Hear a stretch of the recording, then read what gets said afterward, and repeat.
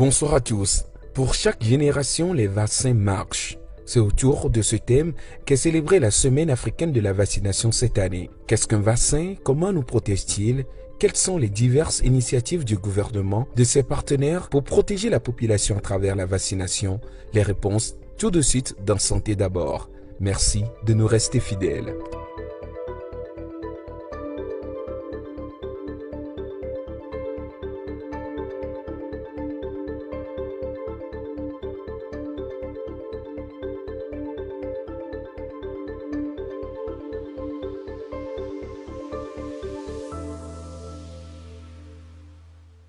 Chaque année, la communauté mondiale consacre une semaine à la vaccination.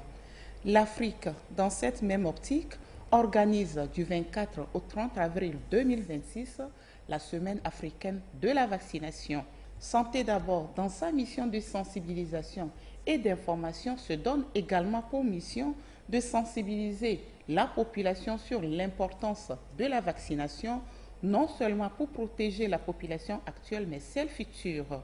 Et pour vous dire l'essentiel sur les vaccins, comment ça marche dans l'organisme et comment il nous protège, nous recevons ce soir sur ce plateau pour vous le lieutenant-colonel Kolo Malewe. Il est médecin immunologiste des forces armées togolaises. Professeur, bonsoir. Oui, bonsoir Olive. C'est un plaisir Merci. et un honneur de vous avoir sur ce plateau. C'est un plaisir également.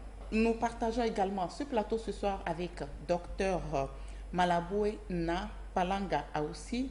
Elle est pédiatre au centre hospitalier régional Lomé Commune. Docteur, comment allez-vous? Je vais très bien, Elodie. Et vos enfants? Ils vont bien, Olivier. Merci à vous deux d'avoir accepté notre invitation. Alors dites-nous, quand on parle d'un médecin immunologiste, c'est qui? Qu'est-ce qu'il fait? Merci Olive. Alors, oui, quand on parle de médecin pédiatre, c'est simple, tout le monde sait que c'est celui-là qui s'occupe des enfants, Voilà. de la santé des enfants. Voilà. Le médecin immunologiste, c'est un médecin spécialiste également qui s'occupe du système immunitaire de l'organisme, qui étudie pour comprendre comment est-ce que le système immunitaire protège l'organisme contre les infections. Donc, chaque organisme donc, possède cet ensemble de cellules, d'organes qui sont chargés de les défendre. On parlait souvent de globules blancs. Les globules blancs nous protègent. Comment ce système immunitaire fonctionne pour protéger l'organisme? Qu'est-ce qui peut entraîner le dérèglement de ce système immunitaire de sorte que il y a des maladies qui sont difficiles à gérer? C'est tout ça que le médecin immunologiste cherche à comprendre et à réguler dans la mesure du possible. D'accord. Alors, l'un des moyens qui aide le système immunitaire à lutter contre les maladies reste le vaccin. Alors, dites-nous, professeur, que contient un vaccin et comment agit-il dans notre organisme? Merci. Alors, le vaccin, donc, qui permet de faire la vaccination, il a été mis au point quand on a compris comment est-ce que le système immunitaire protégeait l'organisme.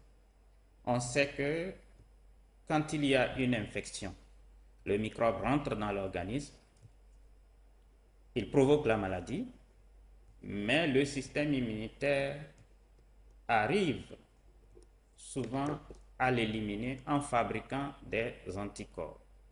C'est sur cette base qu'on s'est dit qu'on peut essayer de provoquer la réaction du système immunitaire de telle sorte à protéger l'organisme avant même qu'il ne soit en contact avec le microbe. C'est ce qui a amené donc à mettre au point les vaccins. Donc le vaccin contient le microbe qu'on appelle souvent un antigène. Et donc, pour vous rassurer, on ne prendra pas le microbe dans son état naturel pour administrer à un sujet au risque de lui provoquer la maladie. Voilà. Donc, Okay. C'est important. Pour utiliser le microbe comme vaccin, on va le traiter, on va le manipuler de telle sorte à ce qu'il ne soit pas offensif. Donc, on l'utilise sous une forme inoffensive. Et il y a trois méthodes pour pouvoir avoir un microbe inoffensif. Soit on prend le microbe dans son entièreté. On utilise le microbe dans sa forme entière, ou on le tue, mais quand on l'injecte, il est capable de stimuler la réaction de l'organisme, du système immunitaire. Dans d'autres cas, on va plutôt réduire sa virulence, sa force d'induction de la maladie. C'est comme si on prend le microbe, on lui casse les pieds et puis on l'injecte dans l'organisme de telle sorte qu'il est faible, il ne peut pas provoquer la maladie, mais le système immunitaire est capable de le détecter et de produire quand même des anticorps. Le deuxième procédé, c'est qu'on va prendre seulement une partie du microbe. On ne prend pas le microbe dans son entièreté, on prend juste un bout du microbe. C'est ça qui constitue l'antigène qu'on met dans le vaccin. C'est le deuxième procédé. Le troisième procédé, c'est qu'on peut utiliser le génome, c'est-à-dire l'information génétique du microbe. C'est comme le schéma qui permet à l'organisme de le regarder et de reproduire le microbe. Et donc, quand on va utiliser l'ADN ou bien l'ARN qui est l'acide nucléique, eh bien, le système immunitaire, oui, c'est de gros mots, c'est ce que j'ai appelé le schéma. Voilà. Le schéma que le système immunitaire peut regarder, et où l'organisme peut regarder et reproduire le microbe à l'identique. Dans tous les cas, l'objectif, c'est d'avoir le microbe ou un de ses constituants, et c'est ce qui est l'antigène qui est contenu dans le vaccin. En dehors de l'antigène, il y a des accessoires comme par exemple de l'eau pour diluer, comme des stabilisants, comme des stérilisants pour que les microbes ne se multiplient pas dans le vaccin. Tout ça, c'est des accessoires. Mais l'élément essentiel, c'est l'antigène qui est le microbe ou une partie du microbe. D'accord, donc moi et les téléspectateurs devons comprendre qu'on utilise le microbe ou une partie de ce microbe pour détruire le même microbe. Voilà, c'est ce qui amène à votre deuxième volet de la question. Comment est-ce que ça marche? C'est-à-dire que vous avez le système immunitaire qui est très intelligent. À chaque fois qu'il est en face d'un microbe, il est capable de fabriquer des anticorps et d'en garder la mémoire, être capable de continuer par fabriquer les anticorps sur plusieurs années, de sorte que quand on a été infecté par un microbe aujourd'hui et qu'on est guéri, on dit souvent qu'on acquiert une immunité, c'est-à-dire qu'on est protégé pour le reste du temps. Ça se passe comme ça pour beaucoup de microbes. Donc c'est sur cette base qu'on va introduire exprès dans l'organisme un microbe ou un de ses constituants pour donner l'impression au système immunitaire qu'il serait en face du microbe qui provoque la maladie. Ça, c'est le vaccin, ça. C'est le vaccin. Il réagit et puis il fabrique des anticorps qui attendent. Le jour où le vrai microbe capable de provoquer la maladie arrive dans l'organisme, eh bien les microbes qui avaient été provoqués par le vaccin sont déjà là et prêts à éliminer donc le vrai microbe, et ce dernier n'aura pas la possibilité de provoquer la maladie. Docteur Aoussi, Oui. c'est compliqué. Bon, pas vraiment. Pas vraiment, n'est-ce pas? C'est ça. Alors, dites-nous, pourquoi est-il important de vacciner un enfant dès ses premiers jours de vie, dès la naissance? Merci beaucoup, Olive, de m'avoir invité sur ce plateau pour parler de ce sujet passionnant qui est la vaccination, qui, nous, les pédiatres, nous tient vraiment à cœur. Donc, pourquoi vacciner un enfant? On le vaccine d'abord pour le protéger contre des maladies qui peuvent être mortelles. C'est-à-dire, ça peut tuer l'enfant, ou bien si l'enfant s'en sort guéri, il peut sortir avec ce que nous appelons des séquelles qui peuvent être, l'enfant peut sortir paralysé, ou bien devenir aveugle, perdre la vue, ou bien devenir sourd, ou bien avoir un cerveau qui est un peu reculé et il devient un inapte. Donc, pour éviter tout ça là, c'est très très important de protéger l'enfant par la vaccination.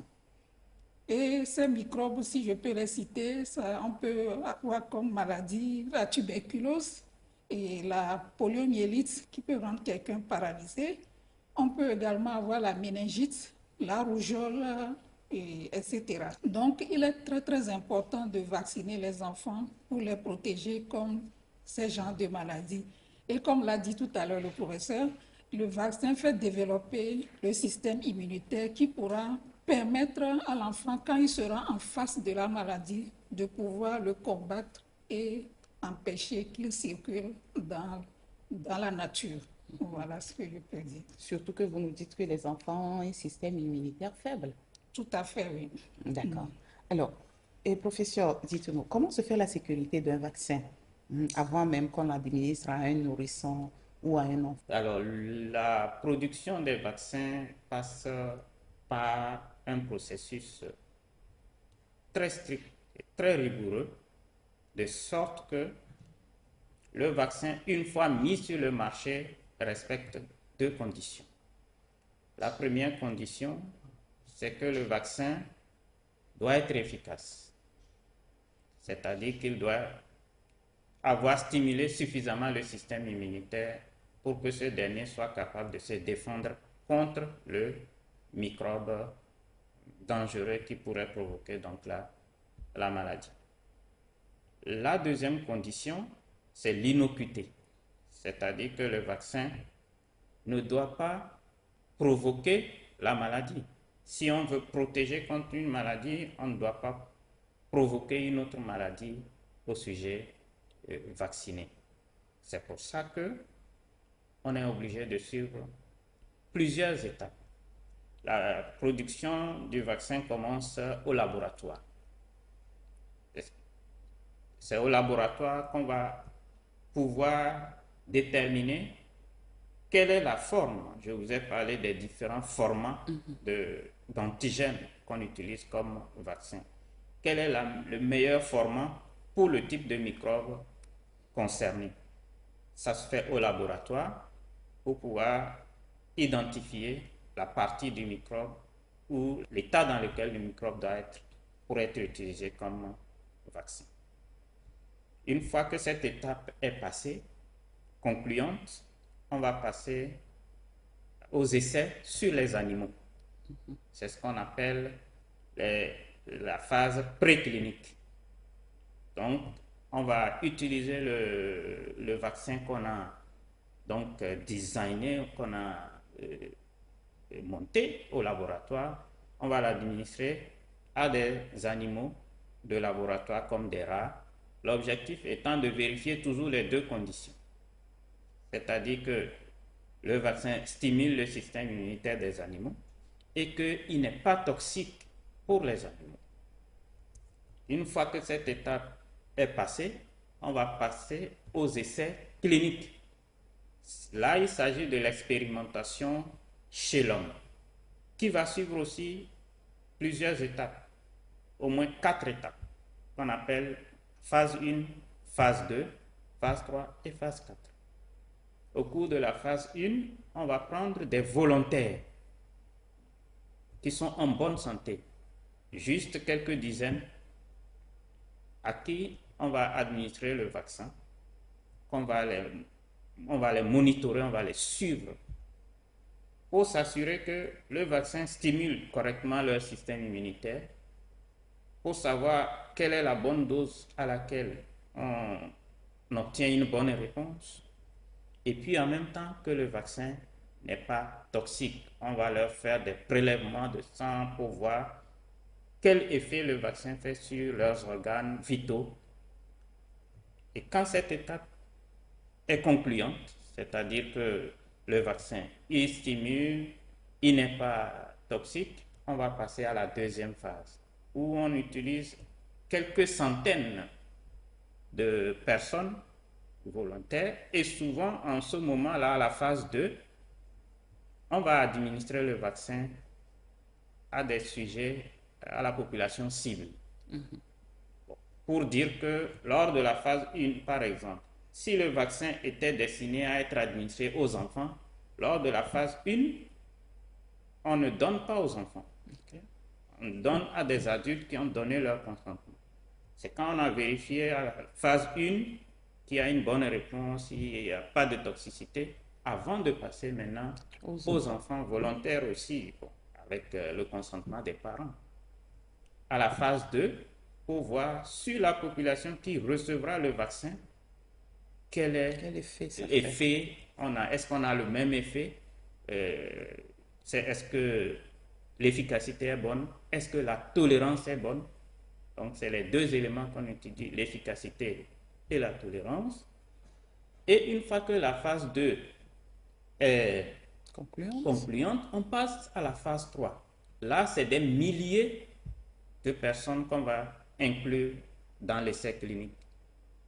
On va aller souvent dans les pays où la maladie sévit.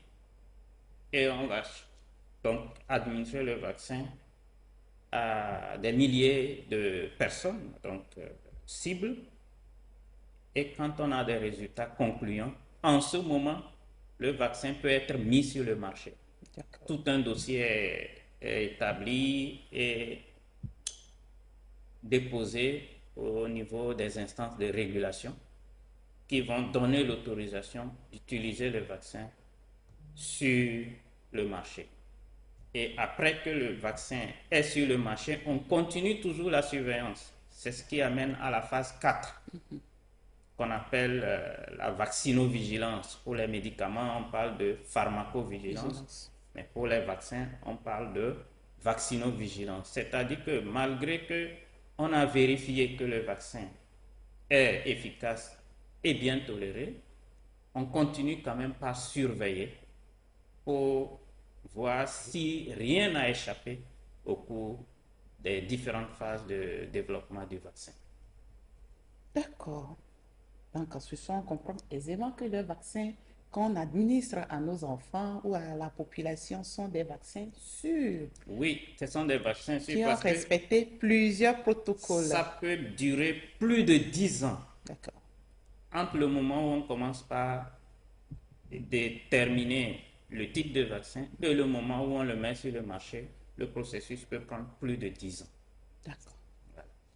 Merci bien, mon colonel. Alors, docteur, les vaccins ne protègent pas que l'enfant, mais également la communauté, n'est-ce pas? Oui, tout à fait. Donc, quand on vaccine l'enfant développe sa défense, que nous appelons système immunitaire, qui pourra le protéger quand il sera en contact avec le microbe en question. Donc déjà au niveau de l'enfant, il va éliminer ce microbe-là. Donc quand il élimine, ça veut dire que le microbe-là ne pourra plus circuler, il ne pourra plus transmettre puisqu'il a éliminé à son niveau. Et si on vaccine plusieurs enfants comme ça, chacun à son niveau va éliminer le microbe et la circulation du microbe va diminuer. Et par conséquent, même ceux qui ne sont pas vaccinés, comme le microbe ne circule plus, ils seront plus infectés et ils seront protégés.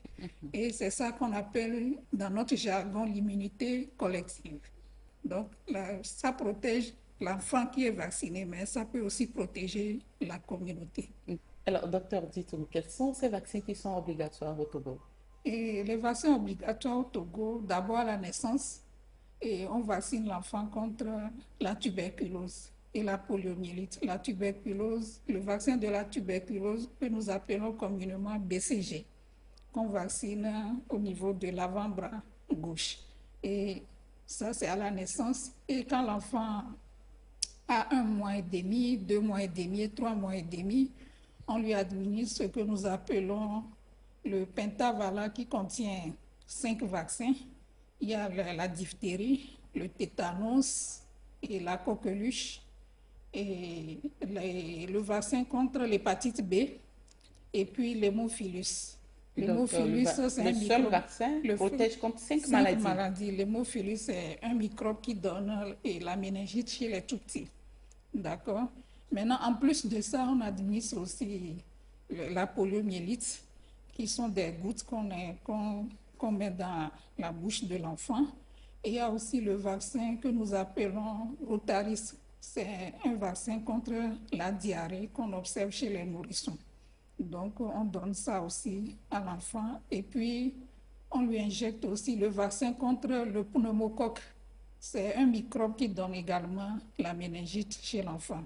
Donc, on donne, si on compte, ça fait au total 8 vaccins qu'on donne à l'âge là, c'est-à-dire quand l'enfant a un mois et demi, on lui donne. Un mois après, on fait la deuxième dose et troisième mois, on fait encore.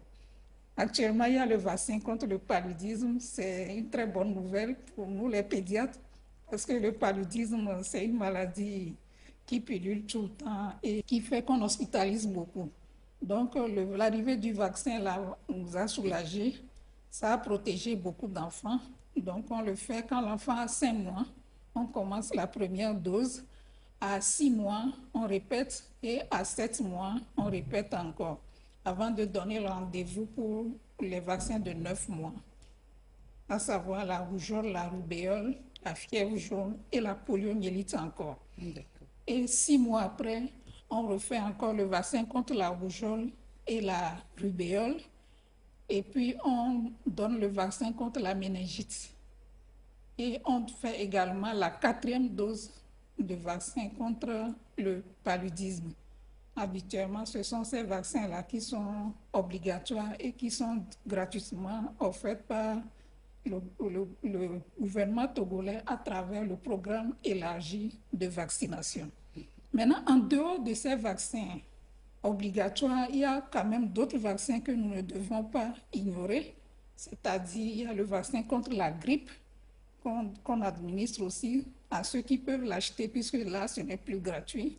Il y a le vaccin contre l'hépatite A aussi, et puis la varicelle aussi a un vaccin qui est disponible.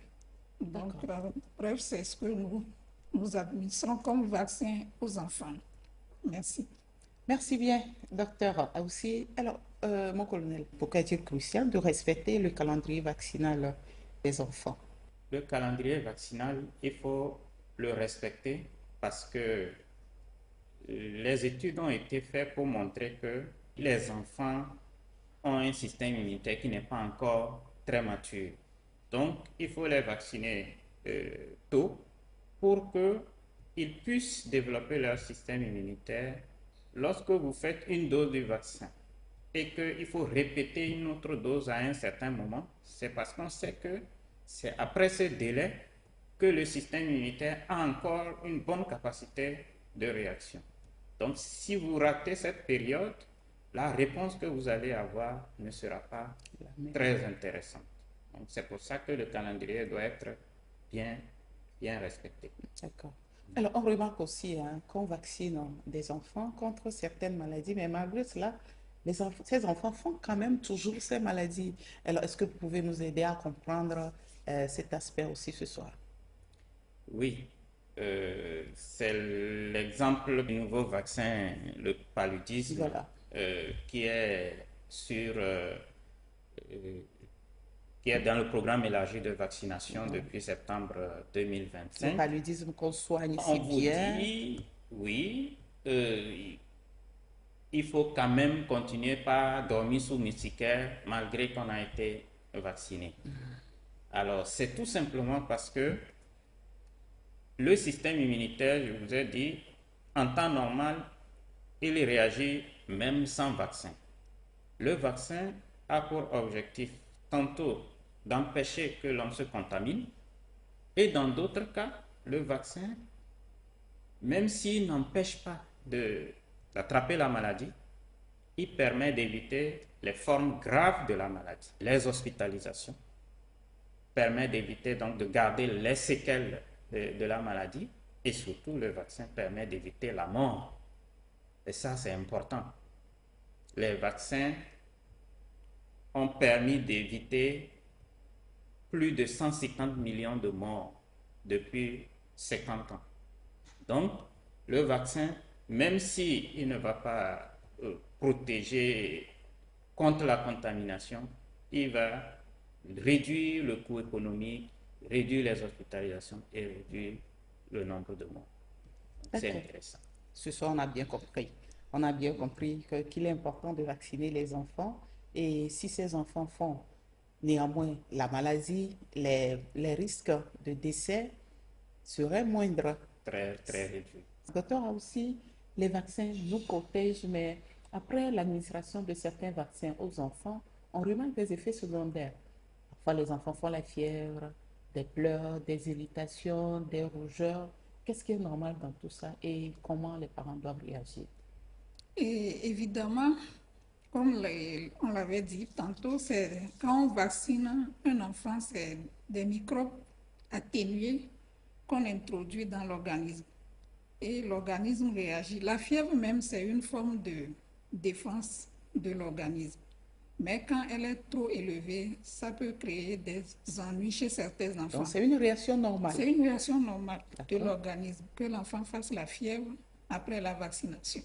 Quand elle est trop élevée ou bien rend l'enfant malade, on peut donner certains médicaments pour baisser la fièvre ou bien quelques mesures pratiques qu'on dit aux mamans, déshabiller l'enfant, faites-lui un bain humide et puis la fièvre passe. Généralement, après 2 jours, ça passe. Okay. Et l'enfant redevient en bonne santé comme avant. Il y a certains enfants qui ne font même pas d'effets secondaires. Mais ce qu'on peut dire aussi aux parents, c'est quand ils sont inquiets ou bien ils voient que l'enfant est très malade, ils n'ont qu'à retourner au centre de santé pour que les agents de santé puissent examiner l'enfant et voir s'il y a un autre souci, un autre problème qu'il faut régler ou pas. Sinon, habituellement, la fièvre après la vaccination, c'est tout à fait normal.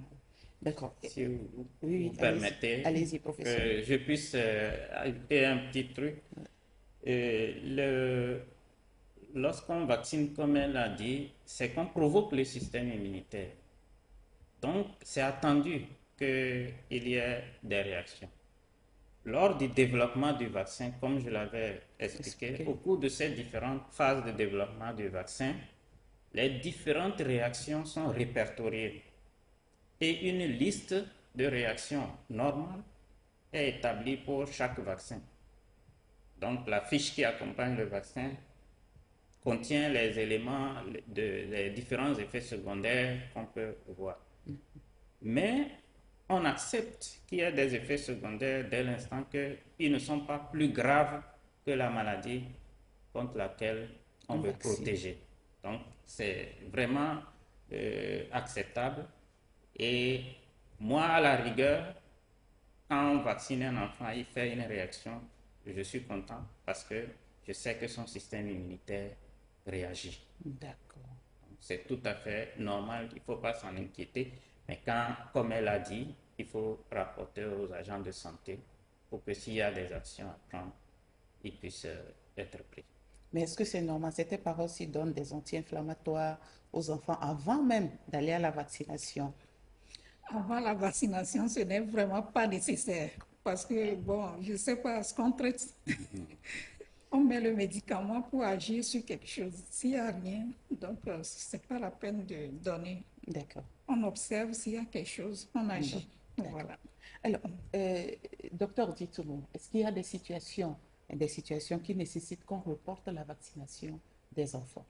Oui, on peut se retrouver dans certaines situations qui font qu'on reporte la vaccination. Par exemple, l'enfant vient à son rendez-vous de vaccination, on constate qu'il est malade. Il a une maladie grave, une forte fièvre, tout ça là. Là, on le soigne d'abord, on reporte la vaccination, on le soigne. Quand il va mieux, on reprogramme la vaccination et on continue. Maintenant, en dehors des maladies graves aussi, il y a certains enfants qui souffrent des maladies chroniques et qui sont sous des médicaments qui atténuent le système immunitaire ou la défense de l'organisme.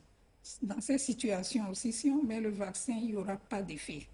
Donc, on peut aussi reporter la vaccination et attendre que le traitement finisse et reprendre. Il peut également avoir des situations où on peut se retrouver en pénurie de vaccination. Mais on ne va pas renvoyer comme ça à l'enfant. On lui donne un rendez-vous pour qu'il revienne quand le vaccin sera disponible pour qu'on puisse continuer et les séances de vaccination. Donc voilà, il peut arriver qu'on reporte. D'accord. Merci bien, docteur. L'État togolais, dans sa mission d'assurer une santé pour tous, s'est engagé dans diverses actions, dont la vaccination pour protéger la population. Ce soir, nous revenons sur ces diverses initiatives menées par le gouvernement et ses partenaires pour assurer une couverture vaccinale maximale à toute la nation togolaise et les défis qui restent à relever pour atteindre l'objectif prioritaire qui est de ne laisser aucun enfant sans protection vaccinale dans notre pays.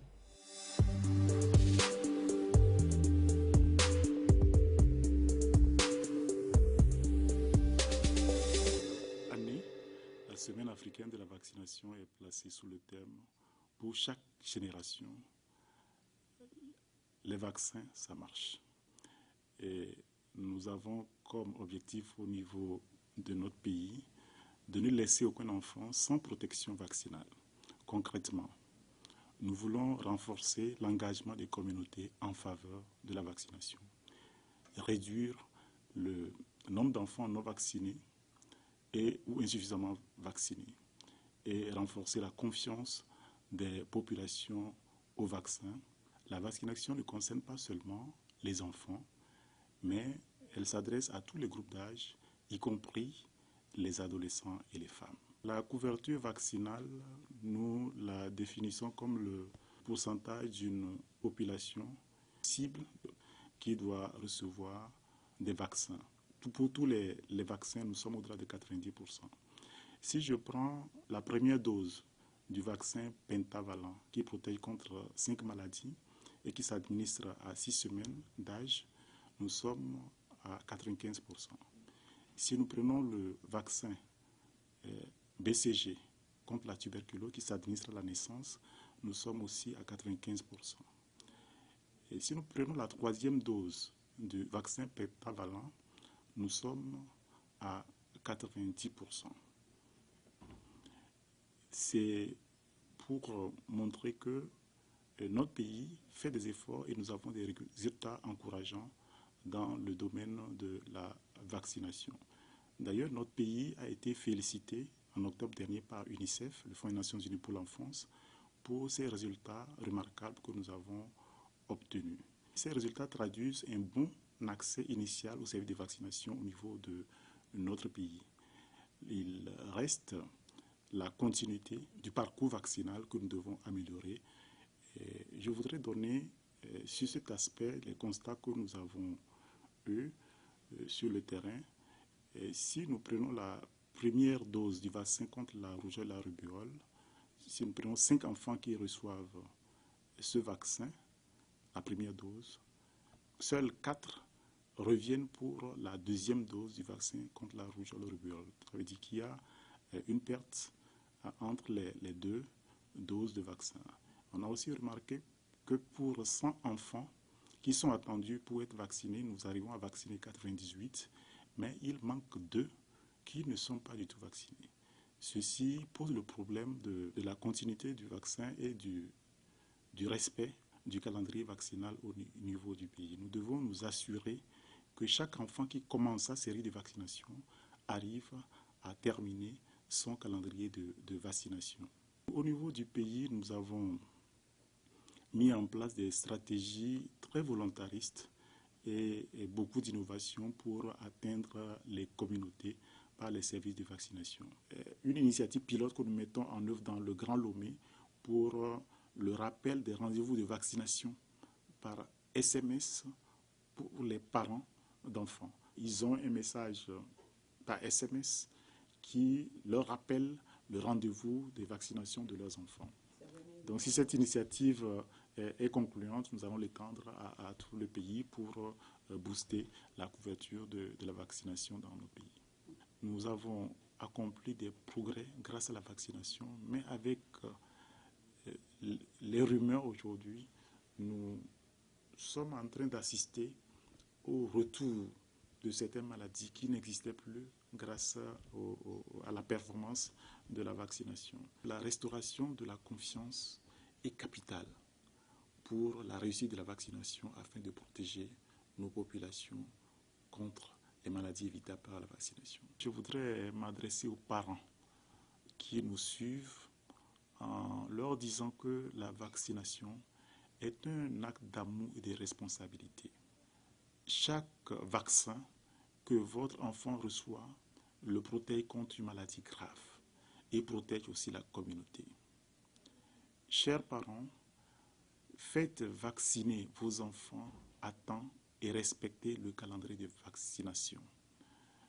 Le gouvernement du Togo et ses partenaires, je voudrais mentionner l'Alliance mondiale pour les vaccins et la vaccination Gavi, l'Organisation mondiale pour la santé, OMS, le Fonds des Nations unies pour l'enfance, UNICEF, qui restent engagés pour un accès équitable à la vaccination sur toute l'étendue du territoire national.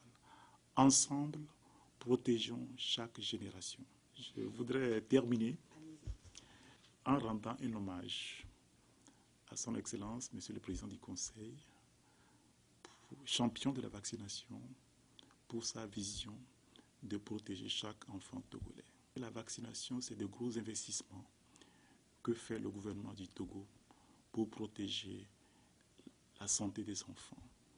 En 2024, nous avions une ligne budgétaire de 615 millions qui est portée en 2025 à 1,60 milliard et en 2026 à 2,60 millions. Ces investissements de l'État sont accompagnés par les partenaires et c'est pour souligner l'importance de cet investissement dans la santé des populations pour que nos populations puissent mesurer que derrière la vaccination, c'est beaucoup d'argent que met l'État et ses partenaires pour protéger nos populations. La vaccination, c'est toute une machine derrière. Ces financements, ces investissements nous permettent d'acheter les vaccins, d'acheter les équipements de la chaîne de froid. Nous avons en vue, l'année prochaine, en 2027, d'introduire de nouveaux vaccins. Par exemple, le vaccin contre l'hépatite B à la naissance aux enfants. Nous allons introduire l'année prochaine, en 2027 également, un vaccin contre la méningite qui protège contre 5 agents pathogènes. Et cela sera très utile pour réduire les cas de méningite causés par différents agents pathogènes dans nos pays. Chers invités, chers téléspectateurs, nous sommes de retour au plateau. Professeur, l'État fait beaucoup, il faut le dire. L'État fait beaucoup, fournit beaucoup d'efforts pour protéger la population à travers la vaccination. C'est le lieu de le dire encore une fois. Oui, bien sûr. La majorité des vaccins dont a parlé le docteur tout à l'heure sont donnés gratuitement aux enfants. Et c'est ce qui donne l'impression à certaines personnes de penser que ce qui est gratuit là, il y a un doute dessus. Non, mais quand on dit que c'est gratuit, il faut savoir qu'il y a quelqu'un qui paye derrière. Il y a l'État togolais, à travers le personnel. Pour certains vaccins, on met de l'argent, mais pour d'autres, il y a des partenaires comme Gavi, comme l'OMS qui nous aident à avoir les vaccins pour les donner gratuitement à la population. Donc, c'est des efforts à reconnaître et donc, on doit en profiter pour protéger les enfants, protéger la population. C'est parce que l'État, le gouvernement ne veut pas avoir des malades sous la main tout le temps que ces efforts sont faits en amont. Et c'est le lieu quand même de remercier les autorités gouvernementales pour tout l'effort qui est fait dans ce sens. Et le docteur aussi ne dira pas le contraire. Même pas, même pas. Et il y a beaucoup de... Et une fois, je me suis un peu amusée parce qu'il y a ces vaccins qui sont offerts gratuitement par le gouvernement, je me suis un peu amusée à évaluer le coût, mais une seule séance peut atteindre 200 000 au-delà. Donc c'est énormément de fonds qui sont engagés par l'État et les partenaires pour qu'on puisse protéger les enfants à travers les séances de vaccination. Professeur, on ne va pas revenir sur le paludisme qui est endémique chez nous au Togo. L'État a encore fourni cet effort depuis septembre 2025 pour introduire un vaccin contre cette maladie endémique, toujours dans le souci d'éviter des morts dans notre pays. Oui, oui. Parce qu'il y en a qui pensent que le paludisme, ça se guérit facilement. C'est une maladie, et quand on prend les comprimés, on en guérit. Donc, pourquoi on va encore vacciner les enfants? On l'a un peu abordé précédemment en disant que le fardeau que représente le paludisme pour nos enfants est tellement important que c'était nécessaire. C'était nécessaire de mettre sur pied un vaccin. À l'époque, l'OMS n'a pas tout de suite introduit ce vaccin dans la routine parce qu'il a fallu encore améliorer le vaccin, s'assurer de son innocuité et tout ça, jusqu'à ce que en 2021-2022, on puisse avoir de nouveaux prototypes de vaccins acceptables. Et c'est à partir de ce moment que l'OMS a commencé par recommander que les pays puissent introduire ces vaccins. Donc, vous voyez, 2022, le temps de faire les tractations. En 2025, on a commencé. Le Togo est l'un des derniers pays à pouvoir mettre le vaccin parce qu'il y a beaucoup d'autres pays qui avaient introduit, n'est pas le dernier, mais beaucoup d'autres pays avaient déjà introduit le vaccin. D'ailleurs, certains pays comme le Ghana, le Kenya, le Burkina Faso ont participé à la phase 3 d'essai sur le vaccin contre le paludisme. Donc, leurs enfants étaient déjà protégés depuis des années avant. Donc, ce n'est pas quelque chose qui est tout à fait nouveau, même si pour nous, c'est nouveau. Et on conseille toujours de continuer par entretenir notre environnement dans lequel nous vivons pour limiter les contaminations du paludisme, de dormir sous moustiquaires imprégnés d'insecticides, augmenter le taux de protection qui n'est pas forcément de 100%, mais qui, avec toutes ces mesures, peut atteindre les 90% de protection. Je reste toujours avec vous. On entend parfois dans la communauté, sur les réseaux sociaux, que les vaccins sont fabriqués pour réduire la population, surtout celle africaine. Les vaccins sont fabriqués pour nous stériliser. Qu'est-ce que vous répondez à tout cela? Merci beaucoup. J'ai vu docteur sourire. Ça fait sourire vraiment, ça fait sourire parce que, bon, il faut dire que les industries pharmaceutiques qui fabriquent les vaccins sont régies par des règles déontologiques très rigoureuses et personne ne s'hasarderait à mettre un piège aussi visible pour tenter de réduire la population, pour empoisonner la population. Les mêmes firmes pharmaceutiques qui fabriquent les vaccins contre les maladies, là, pour nous, c'est les mêmes qui fabriquent les médicaments que nous utilisons pour nous soigner contre le paludisme, contre les infections. Alors, pourquoi ce seraient les vaccins qu'on va utiliser? Par exemple, les médicaments antipaludéens, qui d'entre nous peut dire qu'il ne va jamais prendre un médicament antipaludéen au cours de sa vie? Pourtant, ces mêmes médicaments sont fabriqués aussi par les mêmes firmes.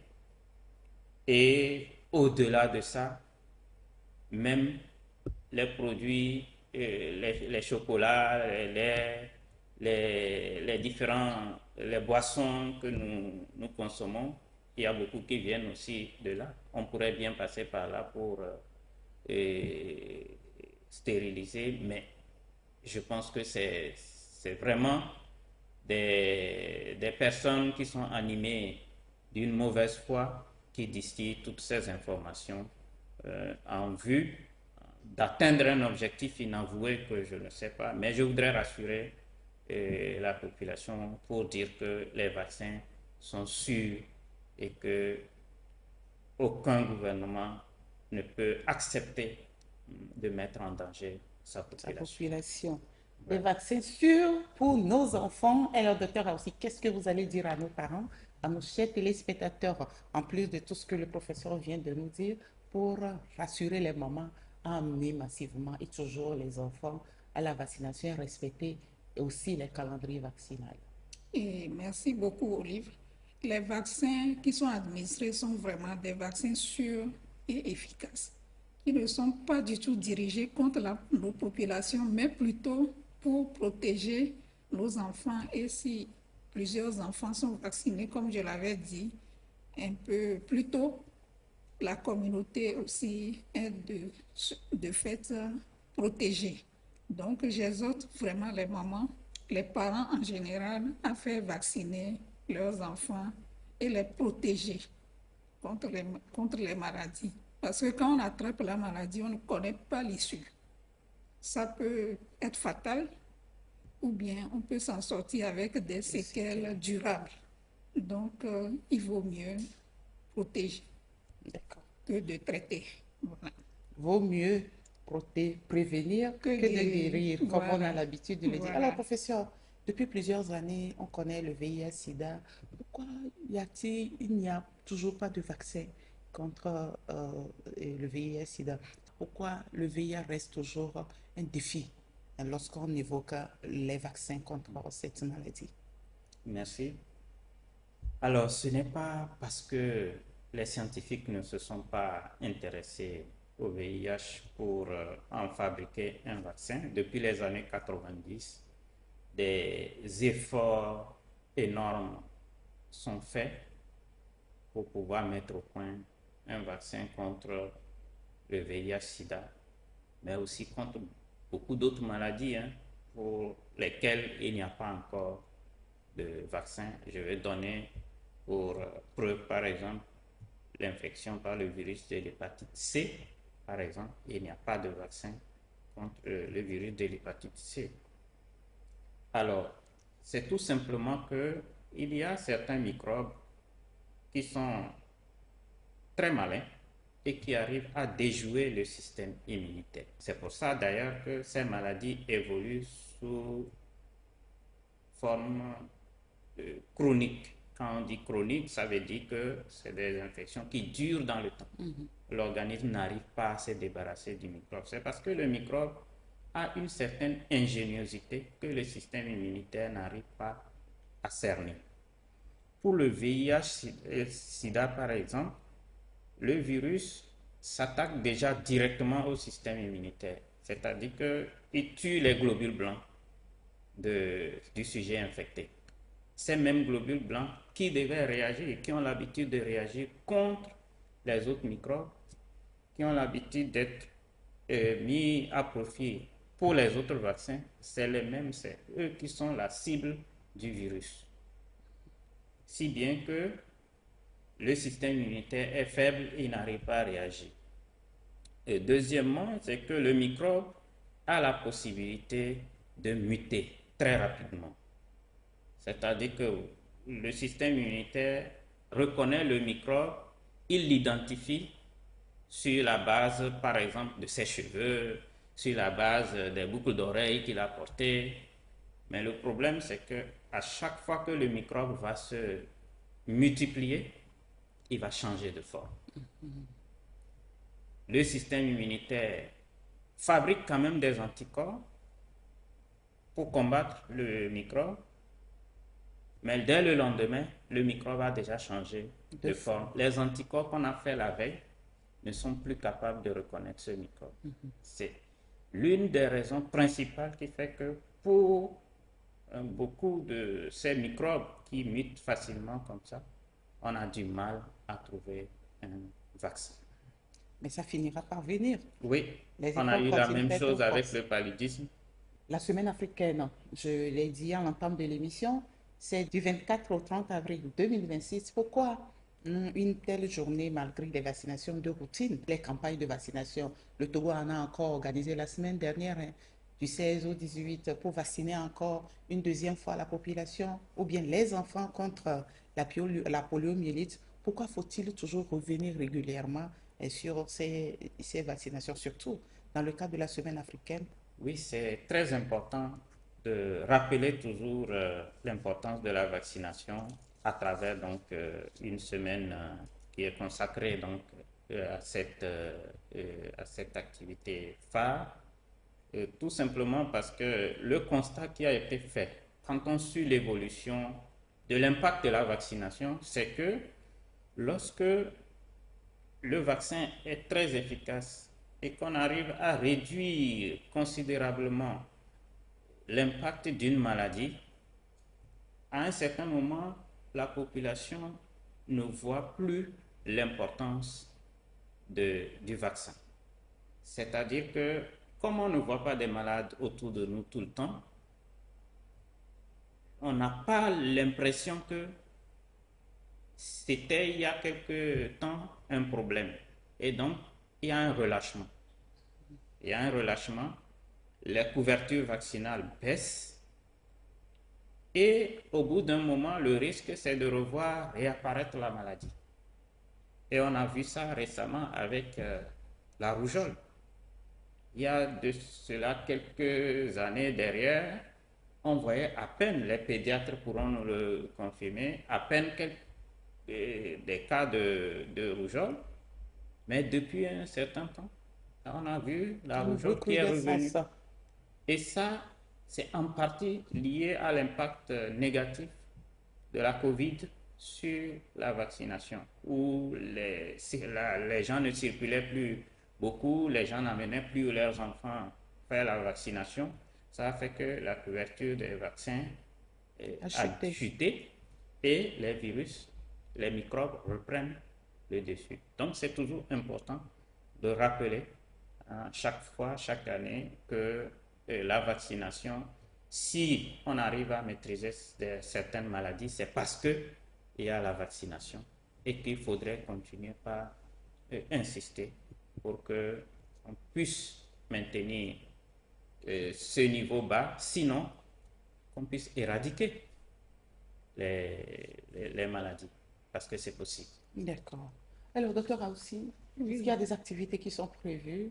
C'est le moment du grand rattrapage, n'est-ce pas? Oui, oui, effectivement. Et la semaine africaine de vaccination vient pour booster les systèmes nationaux de vaccination. Donc, comme les gens, on a constaté qu'il y a un relâchement. D'abord, les mamans, ils ne respectent pas les rendez-vous. Et après, ils ne savent plus quand il faut venir. Donc, on organise ces genres de semaines de rattrapage et de suivi des enfants non vaccinés ou bien incomplètement vaccinés. Ça permet aux agents de retrouver les enfants qui sont perdus de vue. Et puis, il y a certains enfants qui ne sont même pas du tout vaccinés, les zéro doses. Voilà. On les récupère, on les vaccine et on donne les rendez-vous pour continuer et les séances. Donc, ces journées sont vraiment très, très importantes pour pouvoir rattraper. Et si je veux revenir un peu sur le cas de la rougeole, normalement, on fait 2 doses. Il y a certains, ils viennent juste pour la première dose. Après, ils ne reviennent plus. Entre-temps, l'immunité n'a pas été renforcée et l'enfant a contracté la maladie. Les mamans viennent dire que non, j'ai vacciné mon enfant contre la rougeole, je ne comprends pas pourquoi l'enfant a attrapé la rougeole. Ok, on prend le carnet, on constate qu'il y a un rendez-vous qui n'a pas été respecté. Donc, du coup, l'enfant attrape la maladie et ça devient un problème. Donc, franchement, c'est très, très important pour rappeler aux populations et à nous, les professionnels d'ailleurs, l'importance des rattrapages des vaccins et de retrouver les 0 doses, comme on le dit habituellement. Alors, donc, vous invitez les parents à sortir massivement cette semaine. Oui. On les invite à sortir massivement. Plus ils sont vaccinés, moins on a des cas de maladie dans nos centres de santé et ça ne pèse pas beaucoup sur nous. Voilà. C'est bien. L'Organisation mondiale de la santé, partenaire clé du Togo dans la couverture sanitaire de la population, est un maillon essentiel lorsqu'on évoque la protection de la communauté par la vaccination. Quelles sont véritablement ces missions lorsqu'on évoque la semaine africaine de la vaccination? Comment appuie-t-elle les communautés et qu'est-ce qui nous garantit l'efficacité et la fiabilité des vaccins? Le représentant résident pays de l'OMS au Togo dissipe nos inquiétudes ce soir.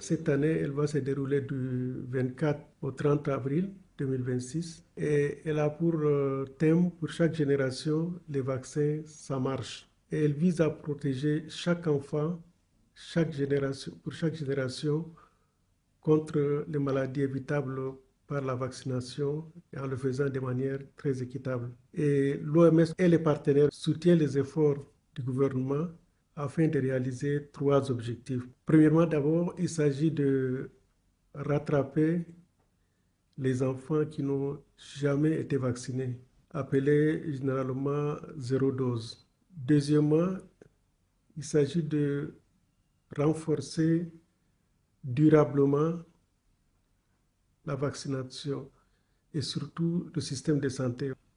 Et troisièmement, les acteurs de la vaccination, dont l'OMS, qui soutient la vaccination, vont profiter de cette semaine-là pour sensibiliser, pour mobiliser toutes les parties prenantes du système de santé au-delà, et particulièrement le gouvernement également, pour qu'on investisse beaucoup dans la vaccination. Pourquoi? Parce que c'est un investissement essentiel d'investir dans la vaccination. Ça permet de sauver des vies, d'une part, et de préserver les générations futures. Et à ce titre-là, le pays peut accélérer très rapidement l'atteinte des objectifs de développement durable à l'horizon 2030. Les hésitations vaccinales sont un handicap pour vraiment assurer la couverture effective de tous les enfants. Quand il n'y a pas de confiance au vaccin et au système de santé, il est très difficile pour les parents d'amener leurs enfants à la vaccination. Les leaders communautaires vraiment sont des acteurs essentiels pour relever la couverture vaccinale parce qu'ils peuvent influencer sur les indices par rapport à la vaccination. Un enfant, il ne va pas se faire vacciner lui-même. C'est les parents qui vont décider ou pas de le faire vacciner. Donc c'est important que ceux-ci, qu'ils comprennent l'importance de la vaccination. Chers parents, les vaccins sont efficaces, sûrs. Ils protègent nos enfants contre les maladies évitables par la vaccination et ils sauvent des vies.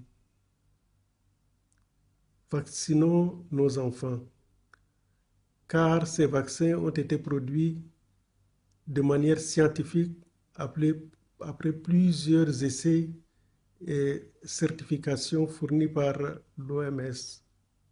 Donc, c'est des vaccins qui sont sûrs et efficaces. Amenez vos enfants dans les structures sanitaires, sortez vos enfants lors des campagnes pour qu'ils soient vaccinés. Faites confiance en la science.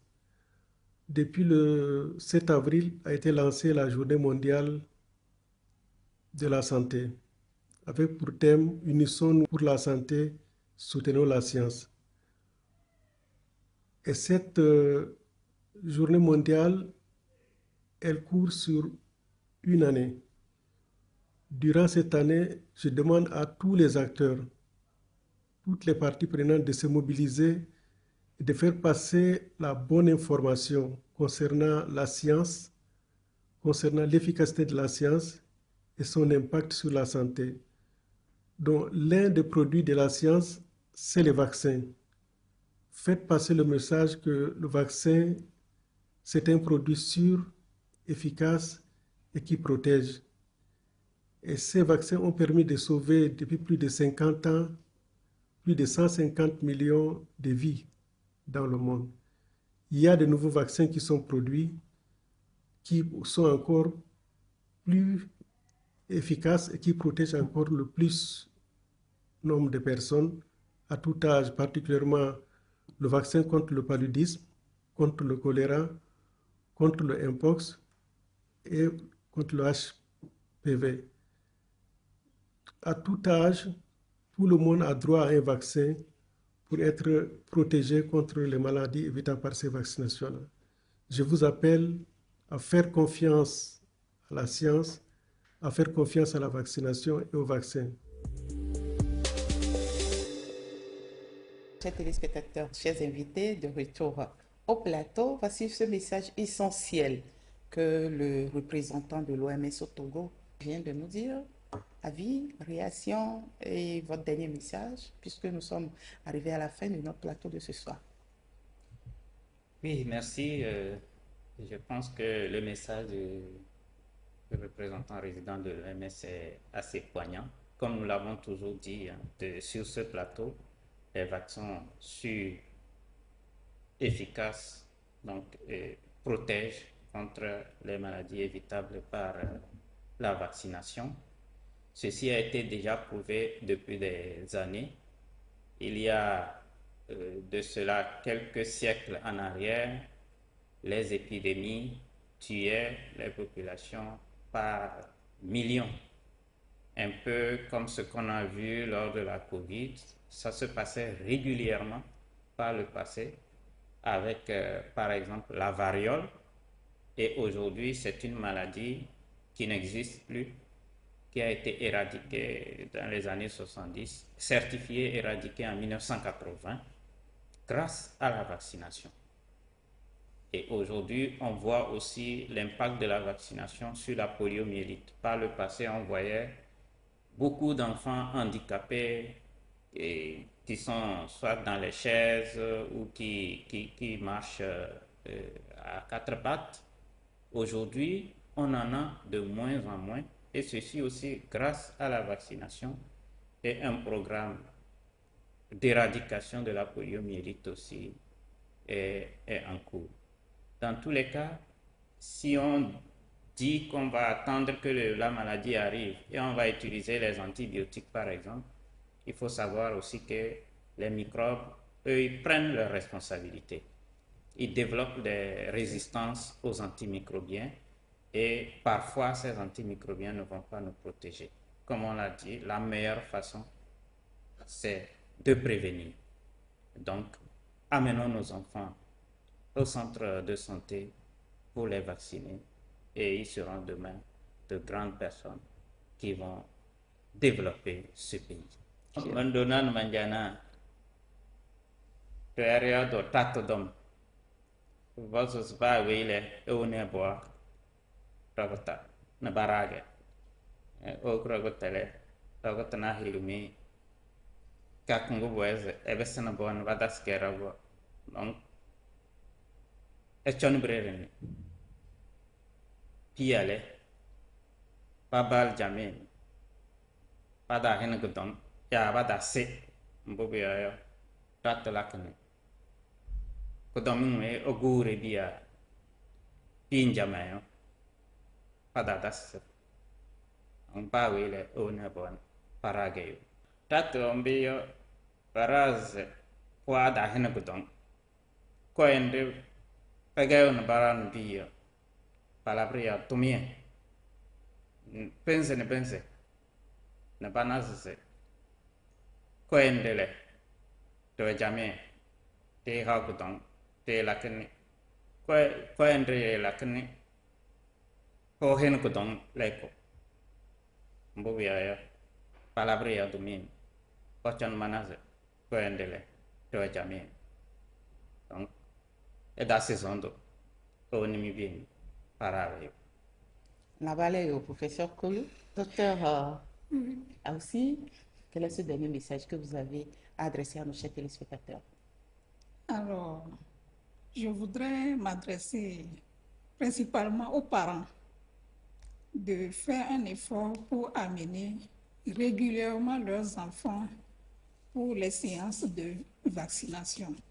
Les vaccins que nous administrons aux enfants sont des produits sûrs et efficaces sans aucun danger sur la santé des enfants. Au contraire, ça les protège plutôt contre les maladies graves et souvent mortelles ou handicapantes. Donc, je vous exhorte, chers parents, à amener vos enfants aux séances de vaccination pour leur assurer un avenir meilleur. Miatoku miano vigilao, midola jawabane miakplo, miavio ikon ne wasi abota. Atike ko mizana sosina bota ne devio, atike adodo ni, dona do amerepepo. Bohu okpenado devio tine wano la meseme, non bajedo. Ne wa si nywere, wa iskulu nywere, ne wa trozu, amegan eso, godo, yentimi le dekuku na mibe, mi aja wagba, ne mi akplo de vioi, no a mi ave duplolo, le abota, odare, kon oji, oja o campagne chanzade ya, no toejia, ija wagba ne mi akplo de vioi, alo no va mi abole, mi abaho, mi amingagbe.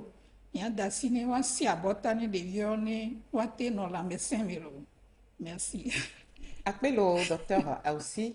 Merci à vous, chers invités, d'avoir partagé toutes ces informations précieuses avec nos chers téléspectateurs. Et je suis sûre que nous avons compris ce soir ce que c'est qu'un vaccin et comment il nous protège. Et je suis confiante que la population va amener désormais les enfants à respecter les calendriers de vaccination.